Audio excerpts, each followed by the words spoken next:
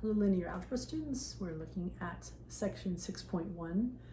We're looking at inner product spaces, and last video defined what that was. Now we're going to talk about how an inner product gives us a length of a vector, and using that, how we get the distance between two vectors. Next video, we'll talk about the angle between vectors. Okay. So for example, the definition of length of a vector. If a vector space has an inner product with those four properties we talked about last time, then for any vector in the vector space, we defined its length, or sometimes it's called its norm or its magnitude. The length of a vector is denoted with double absolute value signs on either side of the vector, and that is equal to the square root of the inner product of the vector with itself. Okay, so can't define length in a vector space without having an inner product. Okay, all right. You'll notice that since we're talking about the square root of an inner product, which has to be an element in the field, that in the field can't be the set of rationals anymore. Okay, so if we're talking about lengths of vectors, that has to be a metrizable inner product space. So now the field can't be just something like the set of rationals. Okay, wasn't true before, but now it's true.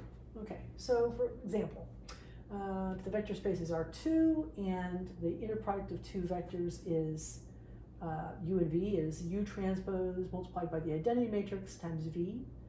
So our inner product, the matrix in the middle, is the identity. That gets called the dot product, right? What's the length of the vector 3, 4? Well, 3 and 4 are very nice, right? You know that length should be equal to 5 from having done all the work with right triangles. And sure enough, the square root of the inner product of 3, 4 with itself, where the inner product is a dot product, is, let's see, that's 9 plus 16, square root of that, and which of course is 5. No surprise. Let's look at something a little bit more interesting. If the vector space is the set of all continuous functions on the interval from 0 to 2 pi, where the inner product is defined as the integral from 0 to 2 pi of their product, well, in that case, what's the length of the sine function? It's a vector in this vector space. What's its length? Now, that's going to be the square root of the inner product of the sine with itself, this inner product.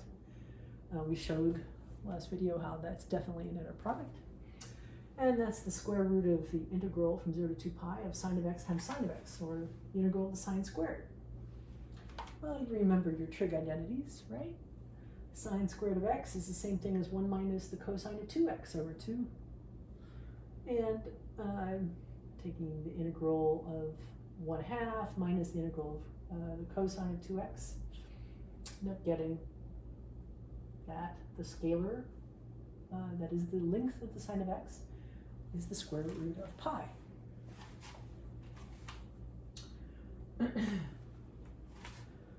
So, you can ask yourself, what's the length of the cosine? Is it also the square root of pi?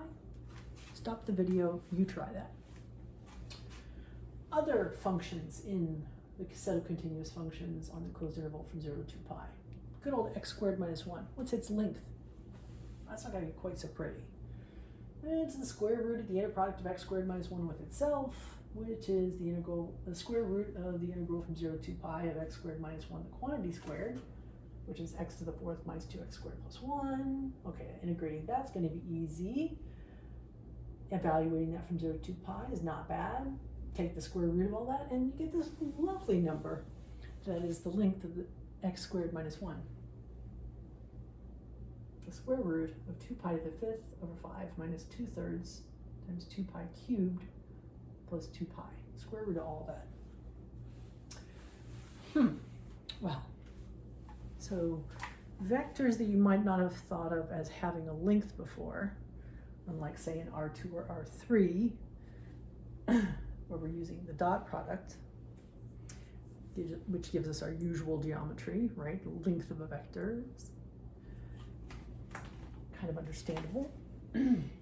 we can talk about the lengths of vectors in various range vector spaces. Arbitrary vector spaces, as long as it's an inner product defined on it. Okay, so one of the key properties of the norm is this one, that the norm of a scalar of a vector is just the absolute value of that scalar times the norm of that vector. Again, with the shadows, let me try and move over here. Why is that true? Well, notice if you take the length of CV, that's the square root of CV with itself, the inner product of CV with itself, which is equal to the square root. You could bring out the C from the first term, you could bring out the C from the second term. That's if your field is a set of reals. And you end up getting C squared, two of those C's out there, so C squared here. Well, that's the square root of C squared times this. Well, that's just the definition of the absolute value of C times the definition of the length of V. So that's nice. So that we have this, so that things make sense, right? We have a feeling that a vector and its opposite, its additive inverse, they should have the same length, right?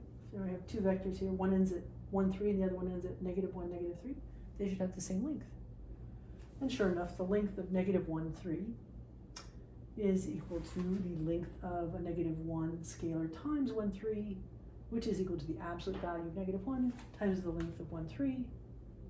And so that absolute value of -1 is just a 1. And there you just have the length of the vector 1, 3, square root of 10. So there's a reason that property is there, so that things in a vector space we are comfortable with work as usual. But you can use that in different vector spaces. We proved that that property holds, right? It's an inner product space. Another thing that we can get out of having an inner product, a metrizable one, is something called the distance between two vectors. Just making sure the glare is not on that part. Okay, good. What's the distance between two vectors in a metrizable inner product space? That also gets called simply a metric space, by the way. Well, here's the definition. The distance between two vectors is the magnitude of the difference vector. Again, that's something we remember from R2 and R3, right? It scales up different vector spaces, different metric spaces. But back in good old R2, the distance between 1, 2, 3, 4, what is it? Well, it should be the norm of the difference of those two vectors. The norm of the vector -2, -2 is just equal to -2, the norm of -2 the scalar times the vector 1, 1. And using our key property of the norm here, that's just going to give us the absolute value of -2 times the square root of that vector multiplied, dotted with itself, right? That's its inner product there. So we get 2 times the square root of 2. Okay.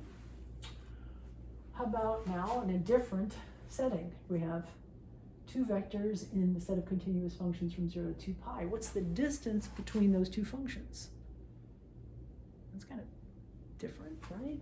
The distance between them, well, the distance between them is the magnitude of their difference.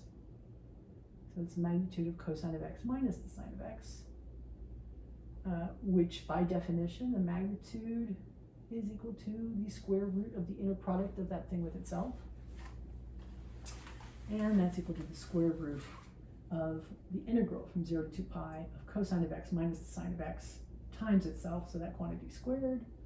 So it's the square root of this integral here. There's the cosine minus sine of x, the quantity multiplied out. More trig identities. Cosine squared plus sine squared is just equal to 1. 1 minus 2 cosine sine x. 2 cosine x sine x is just the sine of 2x, another trig identity. And this should remind you of your Calc 1, Calc 2 days using those identities to figure out the value of those definite integrals. And we just end up getting the square root of 2 pi. So the distance between the cosine and the sine is the square root of 2 pi.